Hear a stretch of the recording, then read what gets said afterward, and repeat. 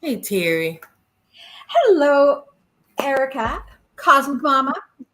I was going to say, do you ever have that feeling like you're just lost in space? I had that this morning. I think I lived a year in the last 20 minutes. Wow. In the last 20 minutes? You've been sweating. You've been I was sweating. all red. I spilled a whole cup of coffee and a glass of water all over my couch. So I had to clean the couch. And I probably got coffee on me, but you can't see my pants. So, I'll put my lipstick on. all right. Okay. Did you put your makeup on this morning, Terry? I did Oh, okay. before I spilled the coffee. Oh. Did you also make up your bed? I also always make up my bed. Really? First thing I do in the morning when I get out of bed is I make my bed up. I saw a man make a speech about that before, about always make up your bed. And that's like the first successful thing you could do in the morning. And you know So, what? When I don't make up my bed, like if I strip the bed to wash the bed and stuff, it bugs me until I put it back in order. wow. That's It's wild. a little quirk. Little quirk. I just blame it on Archer. I do this with my son. I just blame everything on my cat so that my Oh, son can actively start his management roles around the house. Like, Archer, you need to do this. And it's like my way to force participation. So I don't think he knows I'm like when you live with when you manipulating live him. by yourself, the only one that you can the when you live by yourself, the only one is you. Yeah. Yeah. Not me. Did you ever remember that Family Circle cartoon? Maybe they didn't have it in Canada, but Oh, I love that one. Yeah, they had the family with the kids and they had like really round faces. And the one kid, it yeah, was yeah. tracks, mud tracks on the floor, handprints here, all these things. And he was like, it wasn't me. It's not me. And there was literally like a ghost that he was calling not me that literally Yeah. was doing all this stuff and getting the kids in trouble. But it's interesting because I think about some of those things, and kids had imaginary friends that were very real because Yeah. they're working with the veil is very thin for them, especially with the young kids, and so they do have other friends, non-physical friends that are probably, it could be the fairies, it could be all kinds of interdimensional friends that are playing little tricks. So when it's not me, it can very easily not be me. It can be one of those Mhm. fairies. And don't we know it now as adults? Because it's funny because it seems like most adults go backwards of forgetting childhood completely where they believed in everything. Yeah. And then you realize, guess what? Now you know there really are fairies that will move your keys, and this is why your mom used to go crazy. Yeah, to Because blame us. And it one wasn't me. time, It wasn't, yeah, and you wonder those interdimensional beings can very easily, the dimensions bleed through, and maybe not even purposely, but if there's a slight shift in a dimension, then havoc is created. huge difference. Now I'm a different person now, just from just a little bit of this makes a difference, y'all. Makes a difference. You're different. You look different, but you're still the same beautiful person inside. my cheeks actually look bigger. No, I was kidding. But I actually literally got in trouble one time. That's what I was gonna say. I really got in trouble one time because my mom put her own keys in the freezer. She could not remember where her keys were. We came from the grocery store, and you know what she did? She was running into the house to put the ice cream in the freezer, and she stuck the keys in there too.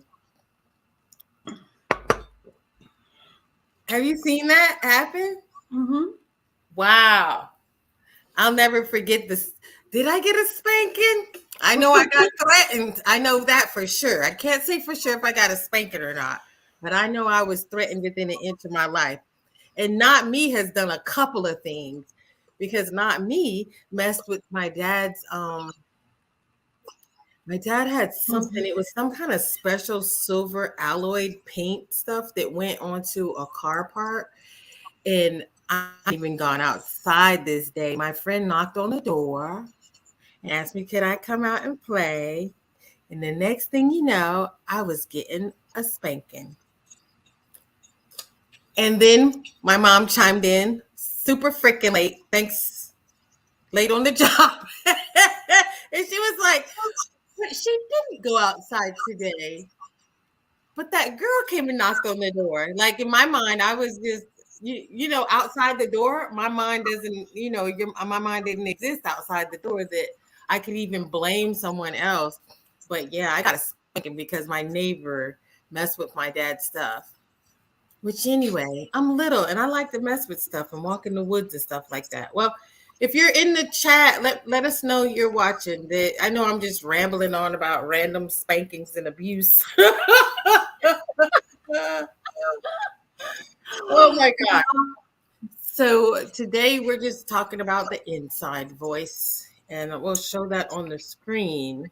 I know, and it's funny because the cards I chose today were Child.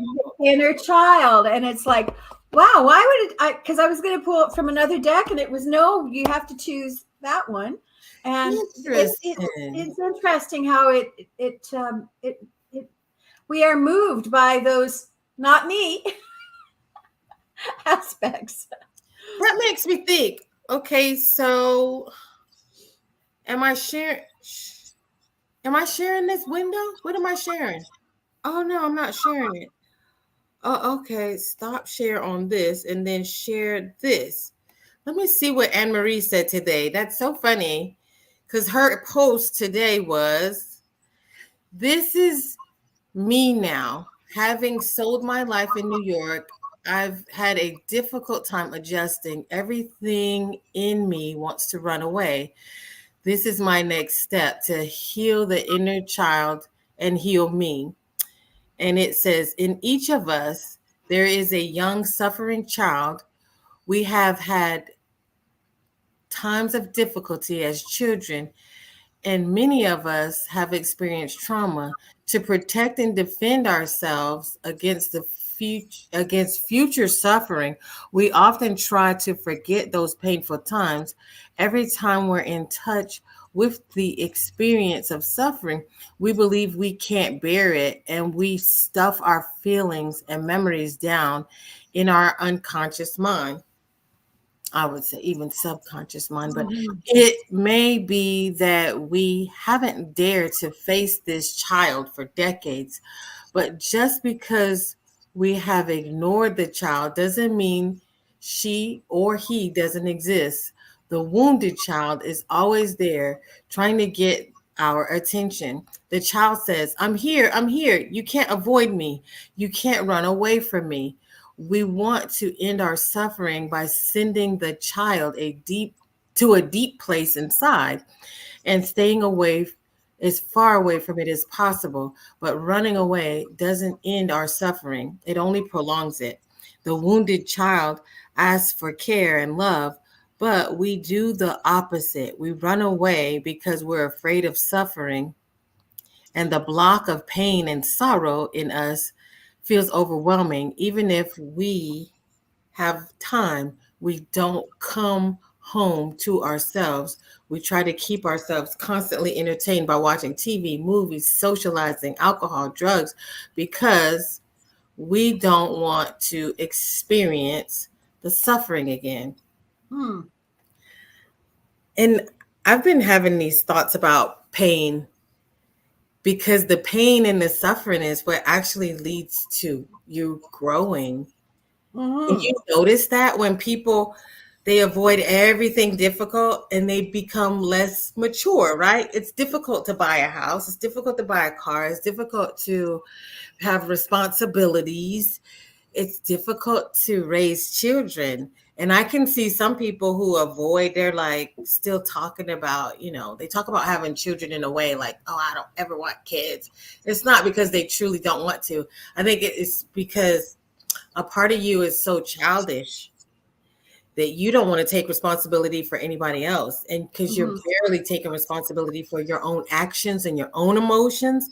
So the thought of having to encourage, help, and nurture someone else seems impossible because you're still a child yourself. Mhm. You still need nurturing. And so a part of our pain that we're receiving from our parents, if you look at our parents and if you look at us, well, we're in an older group. I'm in my 50s, or I'll be 50 this year. If I never take care of my inner child and I still have beef with my mom and dad, it'll be difficult for me to parent my own child because I'm still looking back with my hands crossed saying, well, my mom did this and my mom. And so you'll see a lot of parents who have difficulty with their own child. They are not mature enough in some areas to actually participate in parenting their own child because of this suffering. Yeah. And I just want to add, and how many times do we as parents catch ourselves talking like our parent? Oh no, my gosh, I turned into my mother. I'm saying the same things. And so there's that pattern that we have to, when we start repeating that, we have to stop maybe and just take a step back and say, what is this pattern that I'm repeating that, my mother did? And it's like, yes, there's certain things that, yeah, I sound like my mother, like close the door behind you and that sort of thing. But sometimes there's, that's a different thing. But sometimes there are things that we say, and it's like, oh, I think that's an unhealed aspect of my mother or my father that I have now picked up on, because we inherit all of that through our DNA. Yeah, we inherit it and we imitate it and we duplicate it, just like that story about the ham. Yeah. And the lady cuts off all sides of the ham because her mom does it and because her mom does it. And then you go to grandma and great grandma, and she's like, yeah, but my stove was really small and this is the this is the only reason. And so we're duplicating a lot of things. I could even say this thing for even Right. what Emery is reading, what I'm noticing when I'm with clients, they're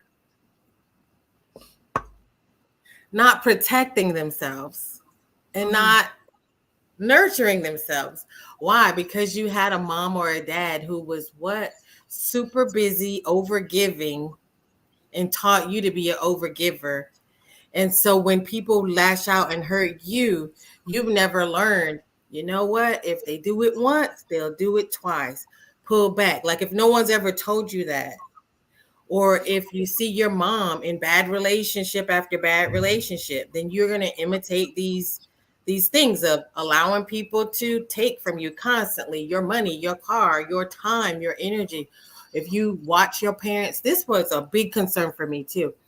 Watching the way my parents argue, I knew that I didn't want to be in a relationship that taught my son that this was okay to be miserable. It's not okay. So I was sure, and even before my son was a teenager, I would just tell him things sometimes like, you know what, I'm changing my circumstances because I don't think it's okay for me to tolerate this particular activity or behavior, so that he would know, hey, you don't have to live like this. But mainly too, what we don't know is when we are in a negative or abusive relationship, we're telling our kids this is what love is. This Yeah. is what it means to be married. This is what it means to be in a relationship. And so people learn that what, it's normal to be disrespectful. It's normal for dad to throw the remote control and bust it on the wall. And it's normal for food to be splattered, or for mom or for dad to sleep on the couch. And so if you're in these type of relationships, it's really important to know that you're teaching your kids how to love. You're teaching your kids what life is about. Now, I don't know if that has anything to do with the cards, Well, but it's we're gonna interesting. go ahead Do and you move. want to see what the cards said? Yeah, I do want to see what the cards say, but you know, Yeah, but it's true. We and that goes for the behavior that we tolerate too. And as a child, if we have been told to, we've been put down for our thoughts, for what we say and how we express ourselves, then what we do is we hide that inner child is wounded, and so then we don't express ourselves because we were told, whether it was by our parents or whether it was by a teacher or whatever, that it made us feel ashamed of who we were. And, I think a big problem that a lot of people have is shame. And on the scale, shame is the lowest vibration. And we whoa, have been shamed. We have been shamed in so many ways, that we can name it another emotion, but a lot of times it's about shame. It's like, I don't want to speak because I don't want to feel shame because of what I say. Or maybe my voice doesn't sound maybe my voice is crackling. Maybe I have a high pitched voice. Well, I don't want to talk because people will make fun of me. So I'm ashamed of myself. And so I think that first notion of shame comes at a very early age, and we are constantly trying um, to heal that aspect. And because it is such a low vibration, it's one of the ones that pulls us back down. Like, we might be angry, we might be something else, but at the root of it, I think you're going to find shame as that first emotion that's going to really pull us down. So yeah, that's what I have to say. all right, Sandy Song. Hi, Morning, ladies. I'm up early for once. My daughter and granddaughter are visiting today, and I am out. I could have put this on the screen. I don't know why I'm so. And I am out till then. Pride, unicorn, rainbow mane.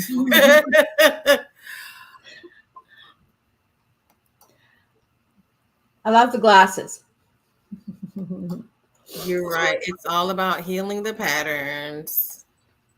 Yeah. Here we go. Here we go. So it's interesting because the cards that I pulled were before we had any of these talks, and they just fall into line. So the first card from this deck, The Inner Child Oracle by Amanda Lynn Aisling. I didn't see that. So the first card is number 5. Be true to who you are. Fear will not stop you from shining. So I think, and of course, hey, it's a unicorn, Sandy, with butterfly wings. So we really are, fear and fear holds us back from doing and expressing ourselves. And I think it can go back to that fear of feeling shame. So we will shut down so much of ourselves. And it's that ability to go within and talk to that inner child, what we've learned through life. And they tell us that the inner child is about a 5-year-old. So when you're starting to deal with your inner child, you have to approach it from being that nurturing, caring parent, mother, father, to talking with that aspect of yourself in a loving and gentle way, and saying, there's nothing to be in fear of. There's nothing to be ashamed of. This is how we've lived our lives. And so now we can reflect back and we can take away some of those insulations that we put around ourselves so that we can move forward. Because as we're moving forward into expanded energy, we can't be taking all of this baggage with us. we've got to drop some of it, because otherwise we're not going to be like the unicorn with the butterfly wings, being able to soar. So you have that connection with your inner child, and being true and who you are now, and releasing that fear. And so that's the first part of it. And then the second one is emotions are the reflection. It's number 12. Look for the deeper meaning. So I think, when I was saying this, is like, yeah, look for that meaning. Where did that fear come from? Is it a fear of speaking because somebody laughed at you because they said your voice sounded funny? And, we value the opinion of other people more than we value the opinion we have of ourselves. And somebody else is going to project onto us their challenges, and so they'll make fun of us based on the fact that they're being a bully, in a sense, of and making fun of things that they don't, they've been hurt. So it's something that we push on, as humans. We push on our emotions onto someone else, and then we end up taking on somebody else's emotions, right? So it's about that reflection of, like, really check into, where did this emotion come from? Was it because of a fear of, I don't know, being beaten, or was it a fear of being made fun of? And what was the underlying circumstance of it? And sometimes those are reflected by the people around us who have unhealed emotions of their own. So they'll just project them onto someone else. And so just know that connection to eternity within. Let yourself be held by love. That's number 9. So knowing that we are those eternal beings. And I know a lot of people, they're not sure where they stand with religion and all of this stuff, but this goes beyond religion. This goes on to the fact that we are part of divine, and energy never dies. And so once we realize that, this is a cycle that we're in, and we're in this position where we are, and who we are here, the journeys that we've had, is to realize that we are being held by a higher power, that we are entangled with that love. And all of these things that are happening are just experiences. And once we can allow those experiences to just be an experience and not let it define us, then we are starting to become more enlightened with the aspect of this is an experience that we're having. So I think overall, this is just telling us, just like what we talked about at the beginning here, is we have all of these experiences, from our childhood, that are reflecting how we proceed now. But if we take the time to just connect with that aspect of that inner child through and realize that it's just a reflection, and that we are part of something bigger, that will give us our strength to proceed.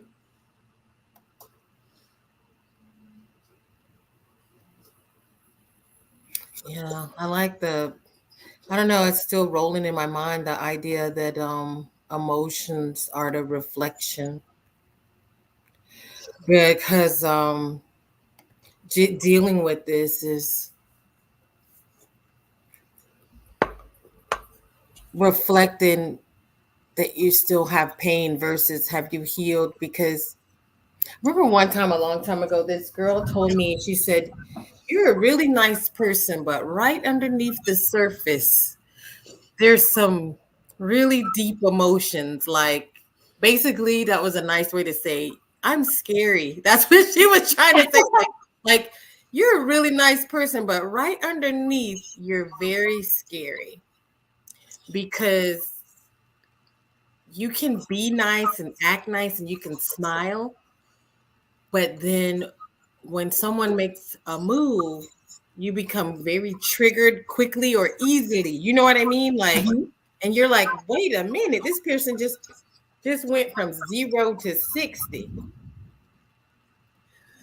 because those little voices and those little, those little past things are right underneath there. And people maybe don't understand why they're reactive because they feel like I'm a nice person, I'm a good person. And it's like, oh, but you don't really realize, just a second ago you just started yelling and you were really loud and your eyes got really big, got really intense, and you just scared the crap out of somebody, but you're just really nice person. But there's these little things underneath that cause these spikes in emotion and getting loud or getting, triggered very easily. That, and then you say, well, I don't know why everybody, were people treating me this way? Why are people, but it's like, yeah, these things underneath, those reflect your true feelings beneath the surface. And that's something that, I don't know. It's like, do people deny it? Like you deny it, right? Maybe you Yeah. deny it or you try to justify it, or I don't know. What do you notice?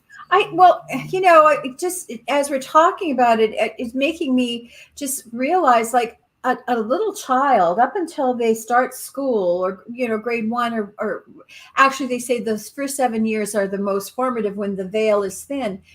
If we think about eternity, you've got this little soul that's coming into this physical form and this physical body, trying to be human, learning to be human, and all of a sudden they are inundated with emotions that they may not understand what that's about. And so if you've got angry parents who are arguing or fighting or an abusive relationship, or on the other hand you have someone who is very nurturing. The child is absorbing and learning how to deal with emotions from the way that the parents are dealing with things.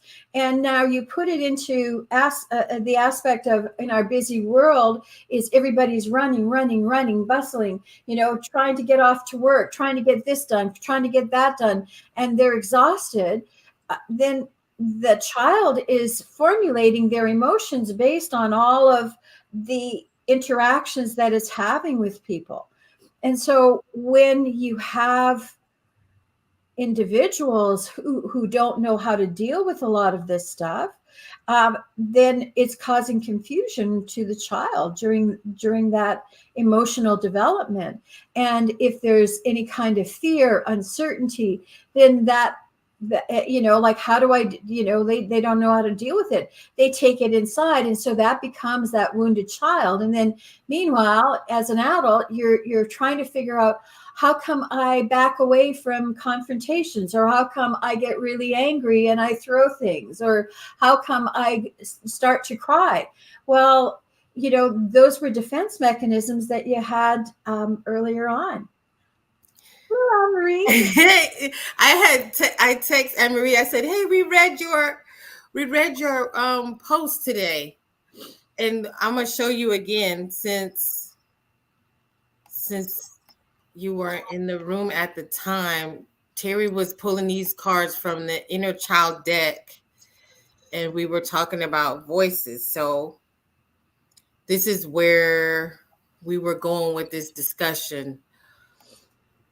But I've noticed that in myself too, the undercurrent to my biggest thing was my voice was taken away. So I was popped in the mouth or told not to speak or to shut up, or like these things, I swear I don't, with my son, I'm like, I want my son to be able to speak for himself.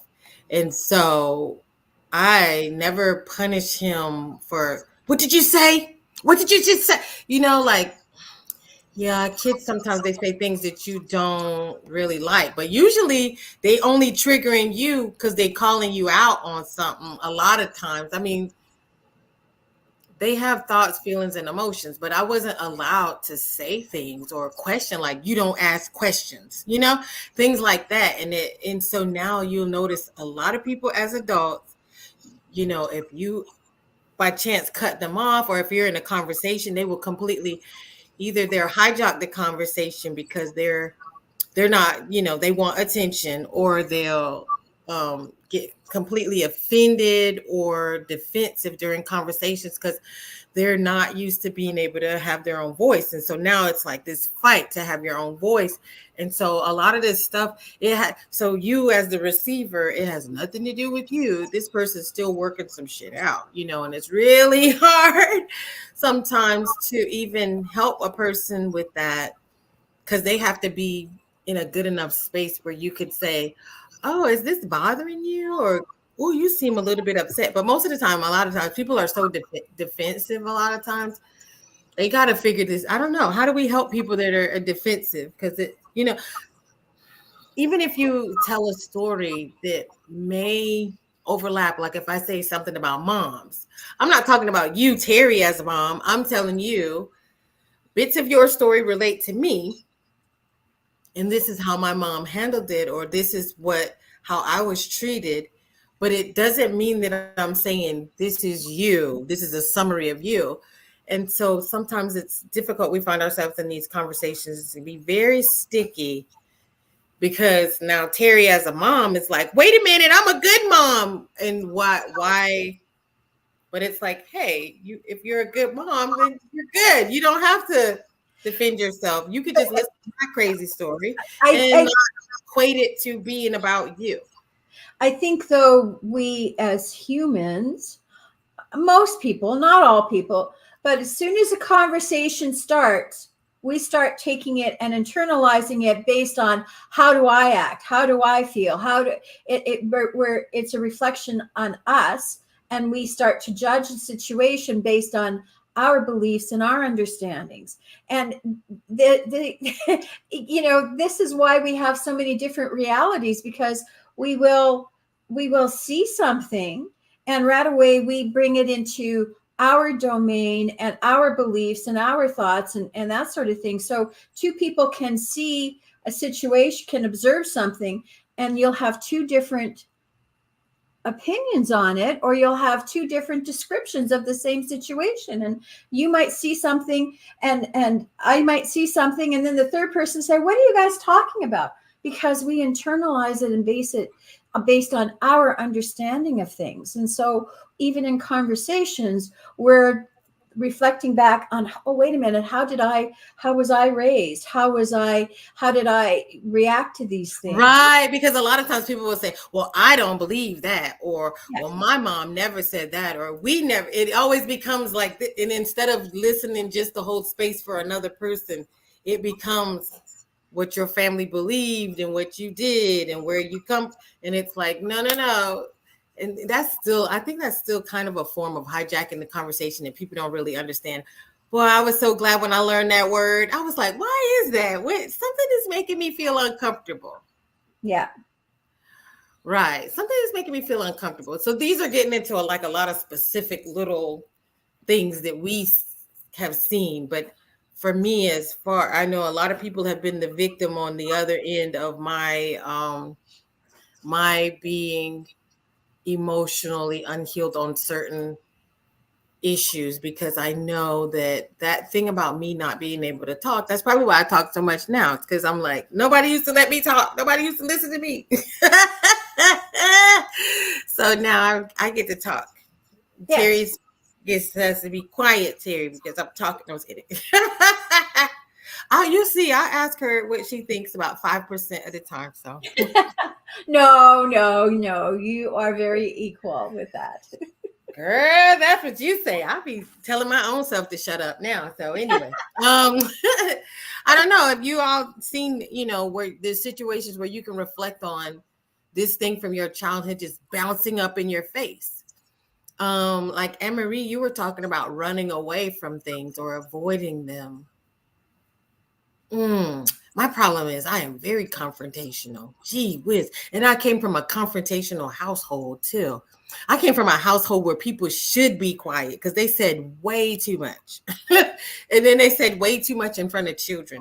So that, is like a thing where I used to want to tell my mom, like, even if you think it, she was like, well, I'm just telling the truth. That was her thing. Like, I'm just telling the truth. Shit can be true, but not everything needs your salt on it. You know what I mean? Like, you don't have to spice everything up with your, by putting your 2 cents in it, and it's so funny how people will say that. We don't always need your 2 cents, but actually, there. I think it's important to remember that all of these things are patterns. Yeah. And there's an aspect of us that has bought into the patterning that we have been surrounded by. And once we start to heal, that inner child, we can realize that, wait a minute, this is just a pattern, and I've agreed to follow this pattern, but it's not who I am. It's it's just a pattern that I've been following. So once we start to look at that inner child and say, okay, it's not about, yes, I came into a family where there was that whole idea of shame or anger or whatever, but it's only a pattern that I have been accustomed to. So now we as adults, knowing that, we can nurture that aspect of ourselves and release it and say, this is only a pattern. Just because you were cut to this pattern, it doesn't mean that's who you are now. This is how you've just been manipulated, to within this pattern. But let's break through the pattern and discover more of those aspects. Who do you want to be? What patterns do you want to ascribe yourself to, and what do you want to experience? Because there's no limitations on, the only limitations on us is what we put on us. Well, we come from families that are maybe emotional and express themselves away, and they dissect.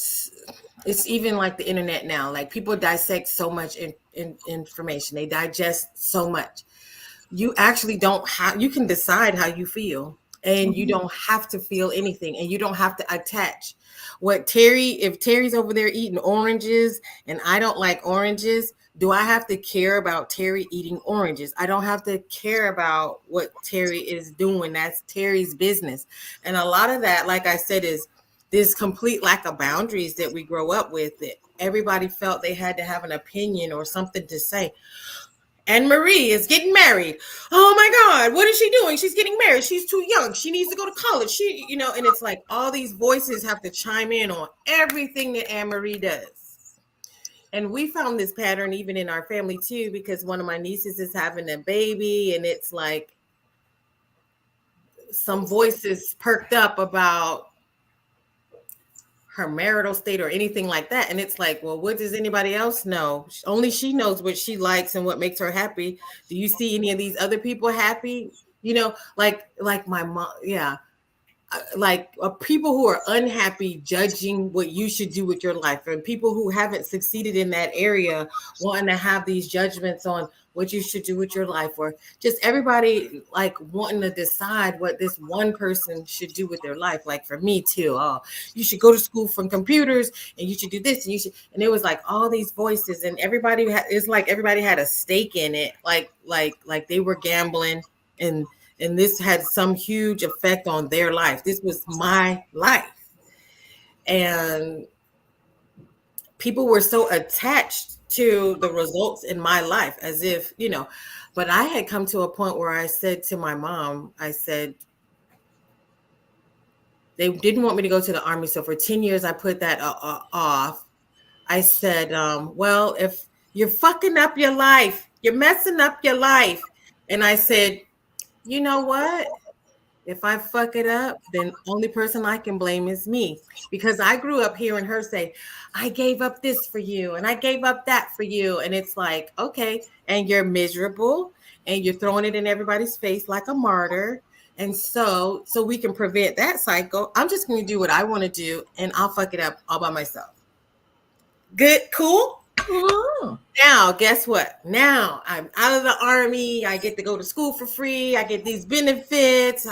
And she's like, I told her she did this because of me. And I'm like, wow, like you can't even escape it. Yeah, it's such a core of public opinion. Yeah, and most of the people, I mean, my aunts. I remember one time, this is a good one. I could just tell you guys a lot of juice anyway. I won't try to stay here all day, but I remember me and my cousin, we both went to this church. It improved both our lives. It did. It improved because I was learning to examine myself and I started to become more self-aware because now I'm judging and studying the Bible myself on what it is that's going on inside me that's not working. Why are these things happening to me? I feel like that was the beginning course, elementary school, on my study. Now, the narcissist mom got that. Yeah. And so me and my cousin both went to the church. And first, my dad said, because everybody wants to know, how much are you paying for your tithe? I sat my dad down and I said, I'm going to tell you this. What I do with my tithe is between me and God. Don't ever ask me that question again. When I started going to church, it gave me so much more courage to, because I was thinking about me and my thoughts and my feelings and my opinions and what I need to do with my life and my relationship with God. So I was already connecting to that. It's between me and source. But still, we were in elementary school. The next thing that happened was me and my cousin both liked the same guy at church, and we would both go on dates with him. But we didn't have sex. Like, actually, we never kissed or even held hands. Like, we would go on these completely friend zone dates. And my aunt embarrassed me right before her wedding in a car full of people. She said, "That's disgusting.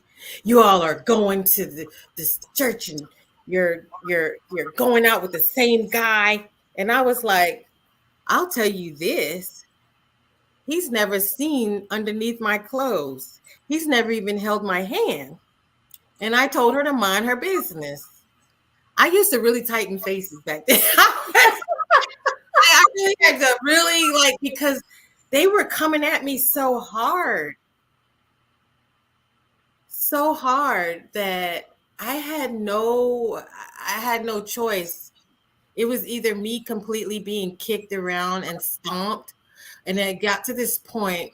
I used to be this real lay down and die person. Like, you would not even imagine this was me, but I would get so depressed and I would always go to sleep hearing all the voices, and I would replay conversations over in my head, thinking of what I should have said and what I could have said and what this person did.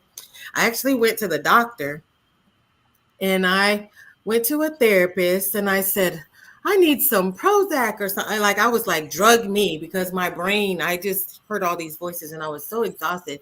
And he said, no, you don't need medication at all. He said, what you need to do is go to school and find something of interest, go to school and get an education. And he said, what you need to do is start confronting people. I literally went to the therapist and he said the reason why you have all these voices in your head and these replays of these conversations is because you have unresolved conflict. I was a conflict avoider. Mm-hmm. It's so crazy because even though sometimes I could completely snap, I could snap in the street with my friends, but with my family, I was never, we're raised, respect your elders, right? But then it also says, like about the children and the parents in the Bible. But it also says for the parents to not be a burden to your fucking kids.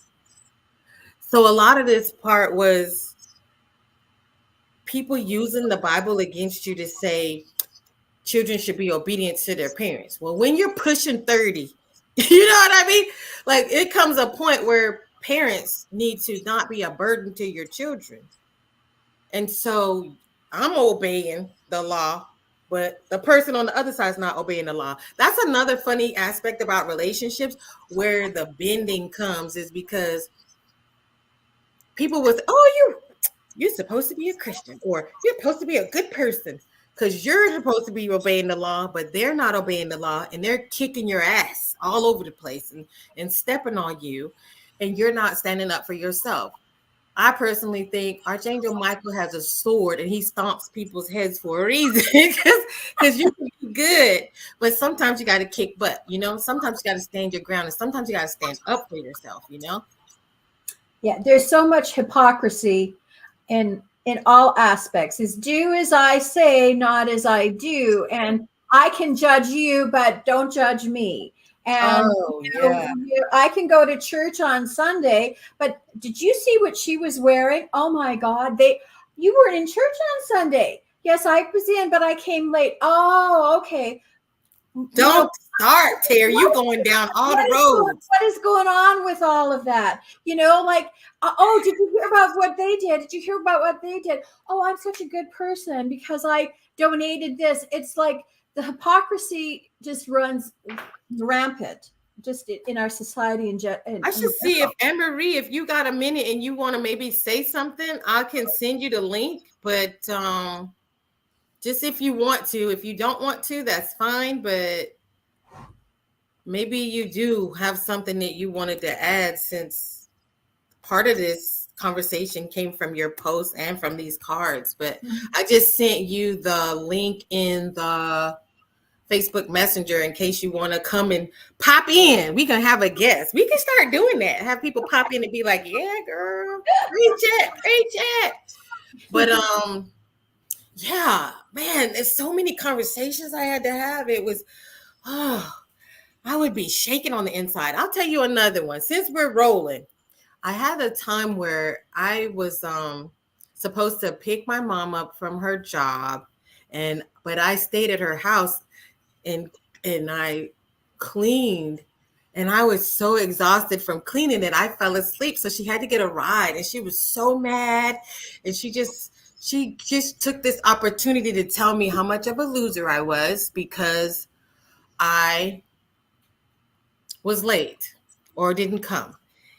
And I said to her, I called her because I had already apologized, and she just talked so much trash. And I went home and I called her back, and she hung up on me twice. And I was like, you know what? I'm not going for it. I'm going to get to say my piece to this woman. And I called her back for the third time. And I said, you know what, Mom? The difference between me and you is I hurt you on accident. What you do on purpose. Click. Good enough. Said my piece, because you're hurting me on purpose, because you're using this as just an opportunity to do what you feel. That's what you feel. That's what you want to do. You know, I don't want my son to be mad at me. And I've learned too that, you know, you can catch yourself. You know when you're wrong. You know when you went maybe too far and I said too much. And then I'm like, or maybe I yelled when I maybe didn't have to yell. And I'm like, you know, I'm sorry. I hope you accept my apology now. You know, if my son, you know, I love you. We got,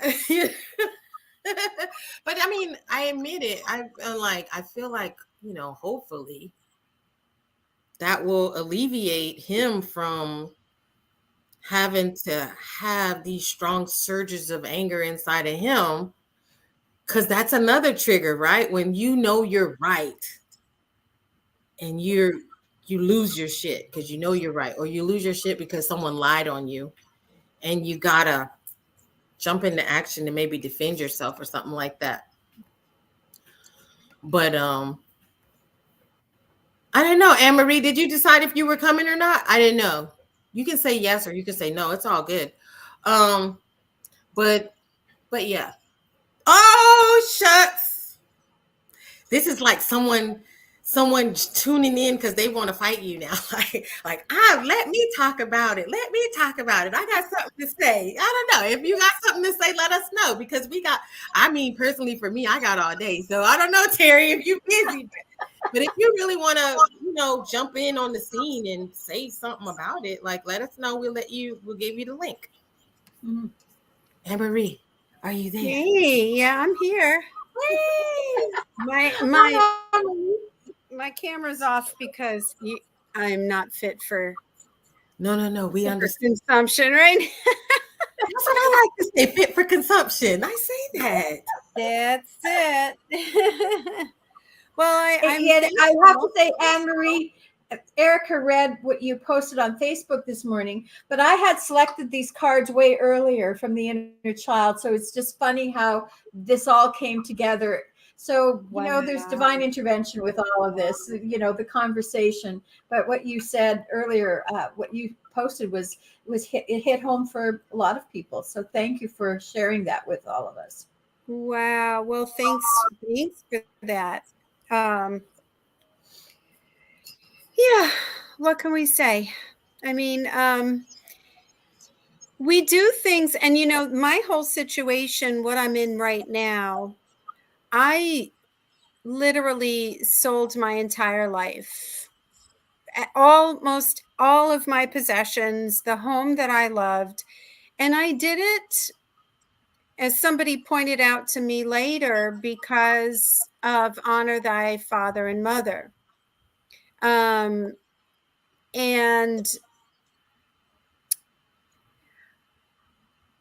unfortunately, it caused a great deal of grief, and it caused a great deal of physical suffering for me too. I got very ill after the stress of selling my home and then moving back into like my old bedroom in my mom's house. And so I'm still trying to figure out, I'm still trying to figure things out. And I found that I do have an inner child that was locked away. So I think every healer has to be honest. And considering I put myself out there as a healer and a person who counsels people, we're all in this earth journey, and really no one has it figured out. We all have our strengths. And when you're in service to others, that's what you do. And me being a teacher, kind of by profession and by nature, I teach from my own self. And I really don't keep Exactly. anything too behind, because that to me makes me inauthentic. So this is just a post that I felt, gosh, I mean, I did that last night at almost midnight, I think. And I was just like, holy crap, this is how I've been feeling all day. The post was talking about how you just want to run away. And I've been feeling this sense of running away for at least 2 years. I mean, like, this is not a new feeling. And I haven't felt it before this big change that I made in my life. So if it's representing itself to me over and over and over, obviously there's something very deep within me that is coming to the surface for recognition. And this is called grace, right? It's Right. you have the grace, right? We talk about grace. And that's what it is. It's when you're looking at yourself and go, "Oh my gosh, this is what's happening to me. I need to pay attention to it because it's not going away." So that's where I am. Hmm. And it's very difficult because people do this all the time. Like when their parents get sick, they drop out of college or they move home, or definitely, but then you're coming to a place to not truly be received as you are. And so you're not being received as you are. You're not being appreciated necessarily for what you do. I mean, that's not the only reason that you're doing it, but then Well, I gave up a yeah, lot. yeah.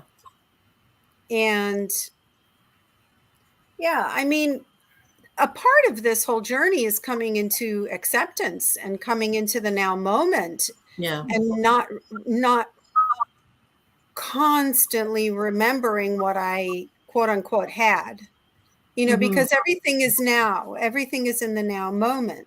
So it's a process, and we have to allow ourselves the opportunity to grieve, and we have to allow ourselves these moments, but really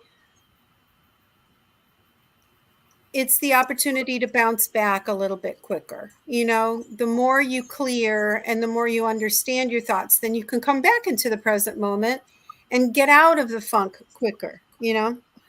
So you came back out of obligation. It wasn't like you were at any point of your life where you were like, oh, I'm actually done with this phase. You're just strictly came back out of obligation. Yes and no. I mean, there were other reasons why I did what I did. There were opportunities, there were different opportunities, but I'm trying to think if it's because of the stage of my life where I am.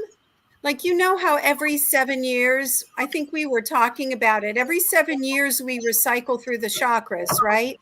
So I was thinking about that to myself. I wonder where I am in my progression, and I just kind of have to sit down and map it out, because I don't know if this is like midlife crisis time for me, but it's something to be looked into. So What the scariest time for me, sometimes I'm moving forward without much planning for. I hate these questions like your 10-year plan and your 5-year plan, and I always was overwhelmed by the idea of that when people would have these conversations, and because I just didn't have a picture. I didn't have a picture of where I was going.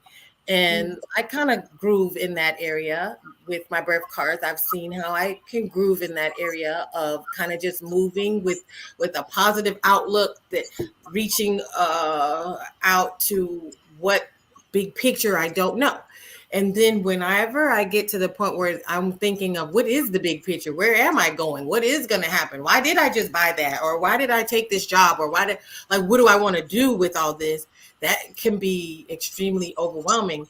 And so then when I look up at all my decisions and I start to think, well, where the hell am I going? That seems to be the time when I'm the most afraid. yeah, it's definitely resonates with me what you're saying. Yeah.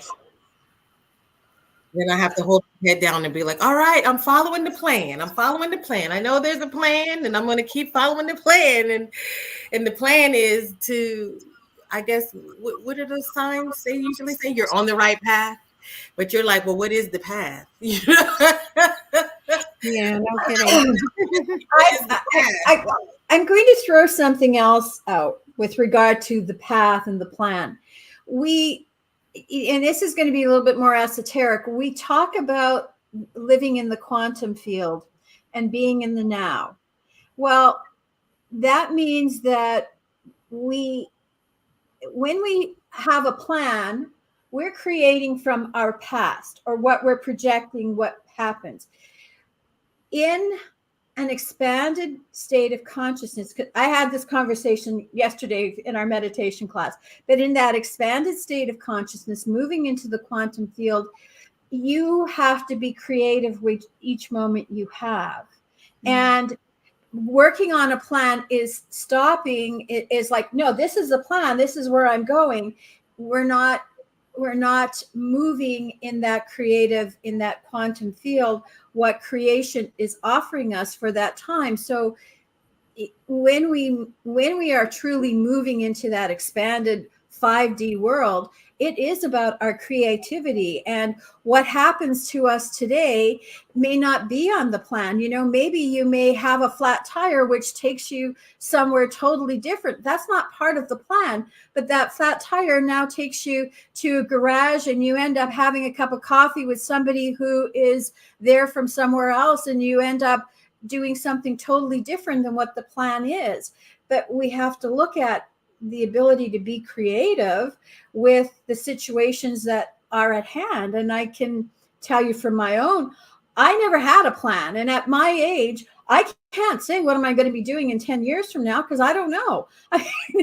2 years ago, I didn't even know Erica, and look where things have taken us in a totally different direction than I would have thought. So we have to set aside the things that happen from the past, because the past projects into the future. So we have to allow ourselves to make peace with all of those things so that we can move forward into an expanded state and see where the creative aspect of our higher self takes us, because now we're being pulled down to what was and who we were.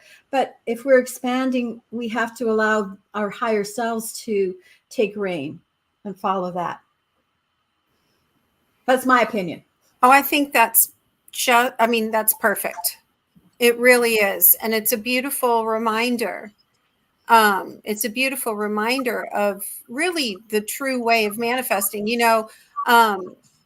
Erica, you were mentioning about family expectations and stuff like that from before. And, that whole system is what is our blueprint, really. And it's oppression. Yeah, and it's really bad for us. It's really wrong, so we're all fighting against that. We're all fighting against that. I wanted to read something to you guys, if you don't mind. Sure. Because I bought myself a new journal because my old journal was kind of filled up. And yesterday, it's been like about 3 days or so that I've just been feeling just so yucky. And yesterday, I just kind of said, you know what? I'm going to give it all over to Jesus. I'm going to give it over to Jesus, to Yeshua, to the universe, spelled YOUNIVERSE. And I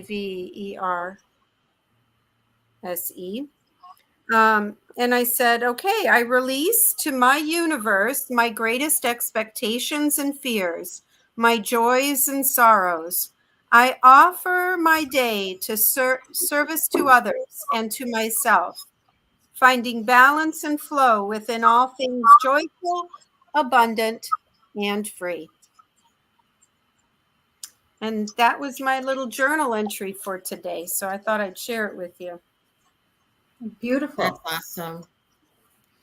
I put on the screen that universe sign that says you are here. I don't know if you can see it, but and that's it. We're just building from where we're at, right? And creating the new life that we have. And maybe it is time to just write it down on a piece of paper and ball it up. Like, these are the things that I did. This is what I gave up, and ball it up and like just release it. Like, I begin to think now that everything that I had, anything that I've given up, I can multiply it and gain even more than I've lost. Like, you think about everybody who's borrowed money from you, everybody who's taken up your time, friendships that you lost or whatever, like, they've all been replaced, right? They've all been multiplied or changed in some way. And I remember even being in some groups of people thinking, universe, just release me from this, where I don't have to see these people or deal with these things, but give me a new space to live in. Give me abundance in this area. And so a lot of things we don't even ask for. Like, we don't think to ask for, like, God, send me some good friends, some of them with some good common sense that know how to listen, that are, competent and whatnot, the same way that we can ask for money and jobs, or situations, or even asking for the healing when it comes to our parents, but then also just, a lot of things I don't want to do anymore. And I'm asking for them to be taken out of my way so that I don't have to go through this or do this particular thing. If it's not for my greatest joy timeline or for my greatest and highest good, then move it out of my way. And then that helps me to be more comfortable with what I'm dealing with, because now I know, well, I'm dealing from a place of this is supposed to be a part of my highest timeline. Doesn't mean that there's not going to be discomfort, because I know that when we move through the discomfort, there's always growth on the other side. Like, you might want a lot of money, but now it comes with a lot of responsibility. And now you're sweating bullets because you got the money, but now you got to be responsible. You know what I mean? And so, but then when you get past that and you're like, okay, I got to build these new muscles. And so we're building new muscles, learning how to deal with pain, learning how to deal with growth and saying difficult things, because once you begin to get those legs strong with having to tell people no, or tell people, you know, I don't like that, I don't want that.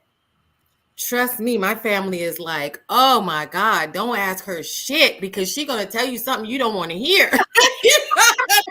Now people are like, woo, don't ask Erica.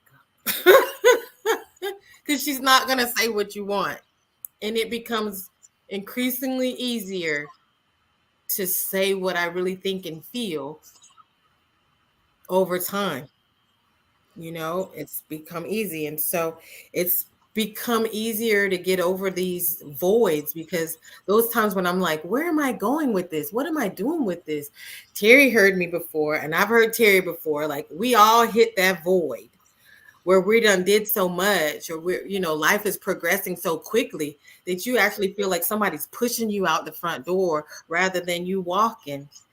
You know, and so you're like, well, where am I going? I got my shoes, I'm holding on. Like, wait a minute, let me get my keys in my purse, you know, because our life is moving so swiftly. And this is a part of that quantum leap, right?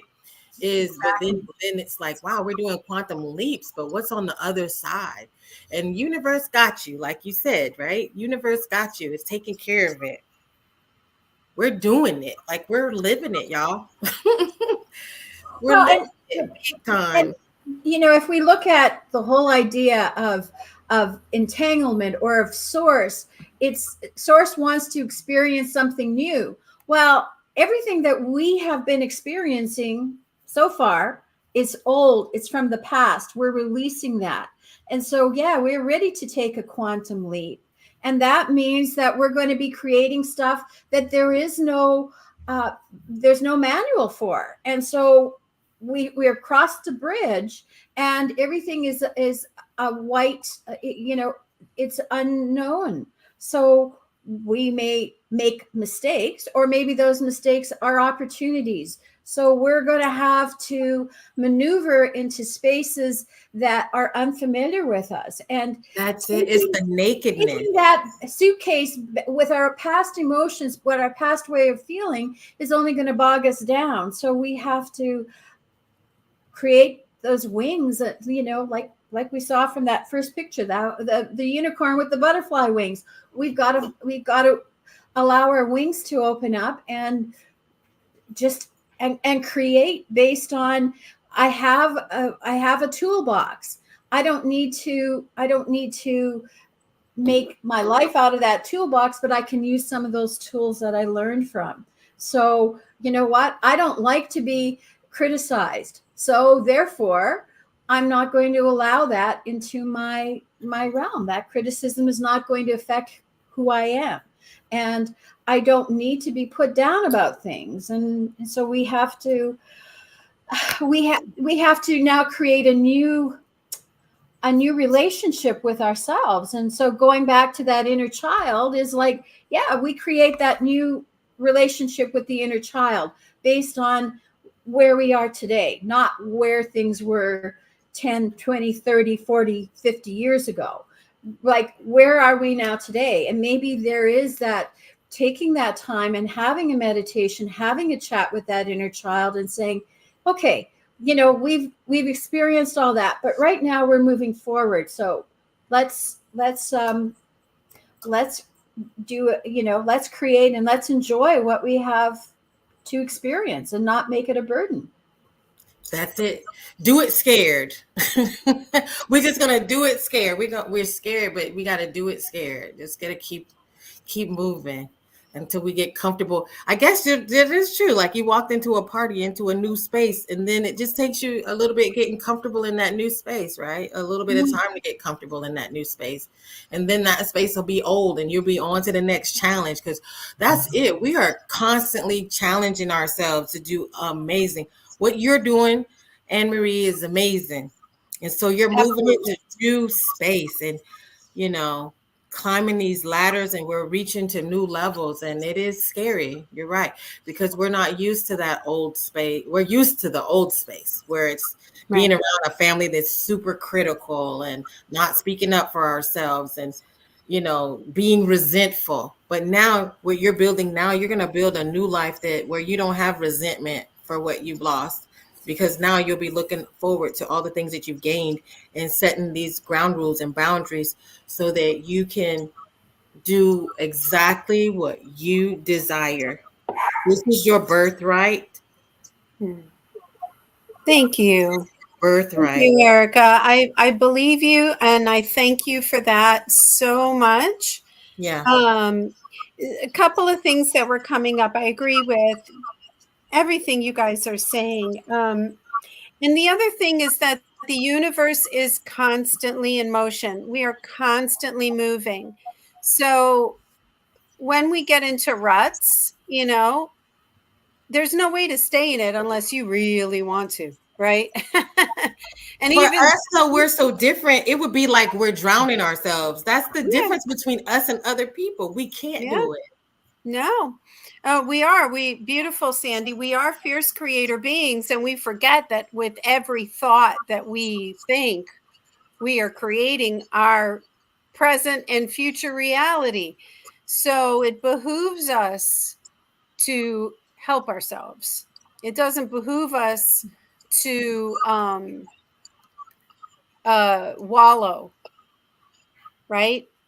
I believe that the universe shows us exactly what we're holding within ourselves. So if I'm going through this kind of like mourning again, which because I've gone through it a few times, so I still have something that's buried in there that needs to come up for clearing.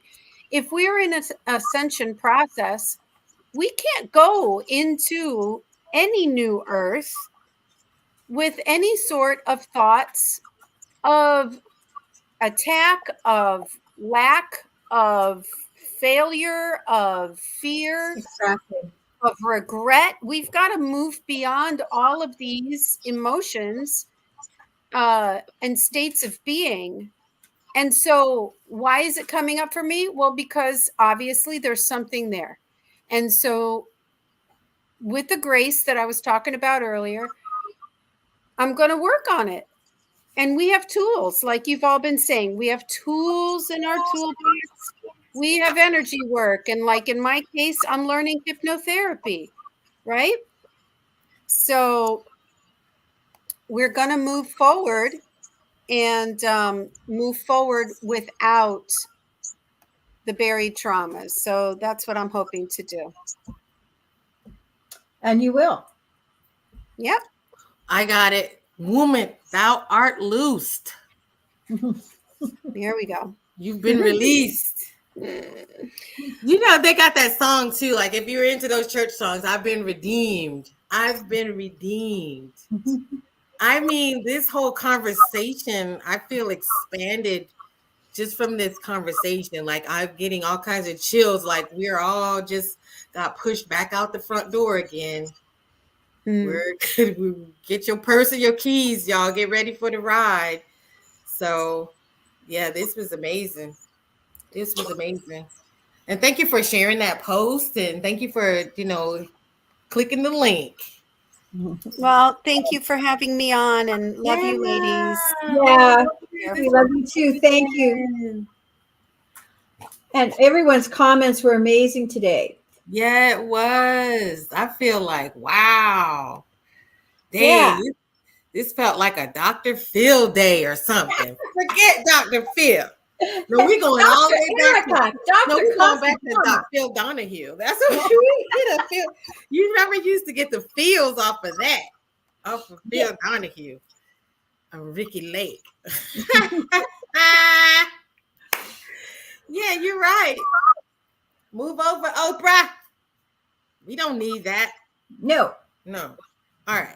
So, woo, I don't even know what else to say. I actually feel a little bit woozy from that. That was like a real high. Yeah, that was wow. Amazing. It was. Amazing. So, we didn't even realize that wasn't what we were we didn't even realize that's what we were going to talk about today. So we are moved by the Lord. Yeah, we're getting personal. We're getting up close and personal. I mean, it's getting to be where we can't say frou anymore. Like, you guys feel it, right? Like, you can't do superficial relationships anymore. I just remember never being good at small talk before. And then I think when I got in the Army, then I kind of learned how to just, yeah. You talk about what was on TV or, the water cooler talk. But it's so empty and we got to get to it, right? We got to get to being real. And like she's saying, especially as healers, this is what's going to make you an even better healer. You're already a great healer, but this is what makes you an even better healer, because in that position of being a conduit or being, God's hands, because that's what we are doing. We're coming here to be God's hands.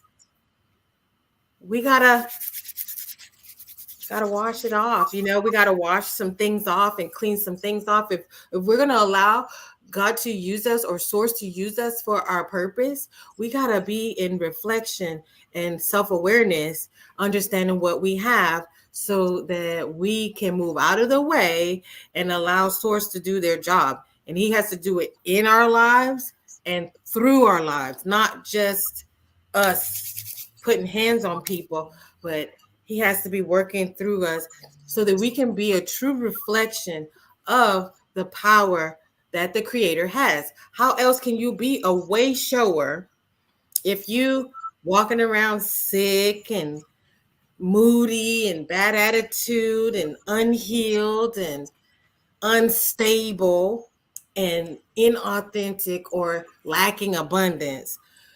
My thought was this, that I can help people see the power of source through what he does in my own life.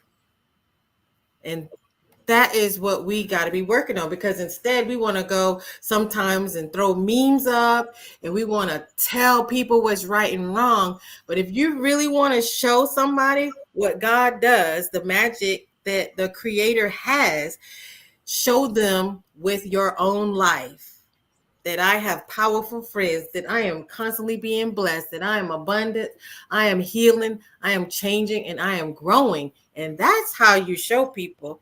It really, memes are fun, and some of these conversations are okay, but a lot of it is useless, because what people want you to come from the show me stage. Show me if your life is so great. And that is one of my favorite affirmations, been on my window for about 3 years now. Universe, if I'm so great, show me.